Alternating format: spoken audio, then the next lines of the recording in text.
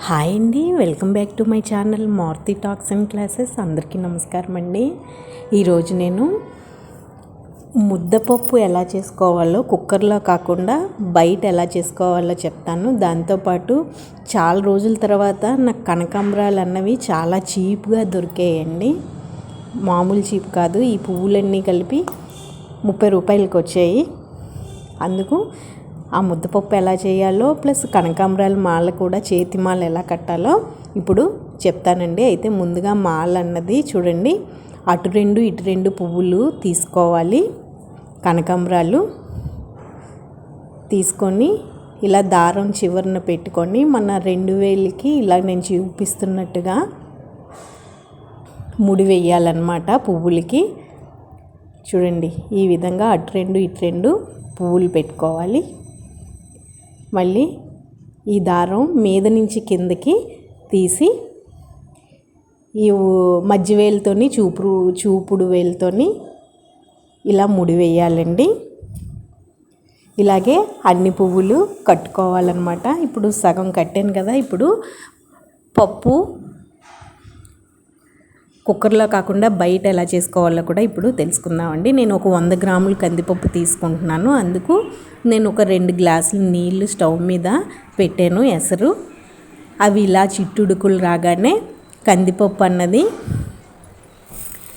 ఇందులో వేసుకొని కొద్దిగా పసుపు వేయండి. వేసుకున్న తర్వాత నెయ్యి వేసుకోండి, 1 స్పూను. నెయ్యి వేయడం వల్ల పప్పు వేరం ఉడుకుతుంది, మంచి రుచి వస్తుందండి. నూనె వేసినా కూడా పప్పు వేరమే ఉడుకుతుంది. మా ఇంట్లో అయితే మేము నెయ్యే వేస్తాం అన్నమాట. మీడియం ఫ్లేమ్లోనే పెట్టుకోండి పప్పుని బయట ఉడికించేటప్పుడు. ఇది ఉడుకుతూ ఉంటుంది. ఇప్పుడు మాల మనం కట్టుకుందాం, కనకాంబరాల మాల. చాలా చీప్గా వచ్చాయని కనకాంబరాలు తీసుకున్నానండి. చేతిమాల ఇలా కట్టుకోవాలన్నమాట. లాస్ట్కి వచ్చేసేకల్లా చూడండి, ఇలాగే మొత్తం అన్ని పువ్వులు కట్టేసుకోవాలి. మొత్తం అన్నీ కట్టేసాను. పప్పునైతే సిమ్లోనే పెట్టి ఉంచుకున్నాం, కొంచెం టైం పడుతుంది కదండి పప్పు బయట ఉడకాలంటే. ఇవన్నీ కట్టేసాను అన్నమాట.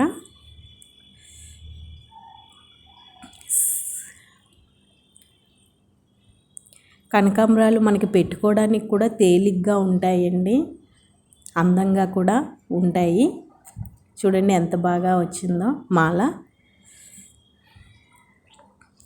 ఈ ఎండాకాలంలో పెట్టుకోవడానికి కూడా బాగుంటాయి. అయితే పప్పు ఎంతవరకు ఉడికిందో ఇప్పుడు చూద్దామండి. చూడండి, ఆల్మోస్ట్ ఇంకా ఉడికిపోయిందనమాట.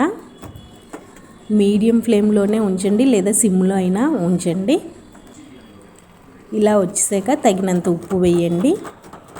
వేసి బాగా నెరిపియండి పప్పుని. ఇంక ఉడికిపోయినట్టేనండి పప్పు. ఈ పప్పు అన్నది వేడివేడి అన్నంలో కలుపుకొని నెయ్యి వేసుకొని తింటే చాలా అంటే చాలా రుచిగా ఉంటుందండి. నేనైతే ఇంకా స్టవ్ ఆఫ్ చేసి పప్పు దించేస్తున్నాను. సింపుల్గా చేసుకోవచ్చు. నాకైతే ఈ పప్పు ఉడకడానికి ఒక 40 మినిట్స్ పట్టింది. ఈ వీడియో కానీ నచ్చితే ప్లీజ్ లైక్ చేయండి.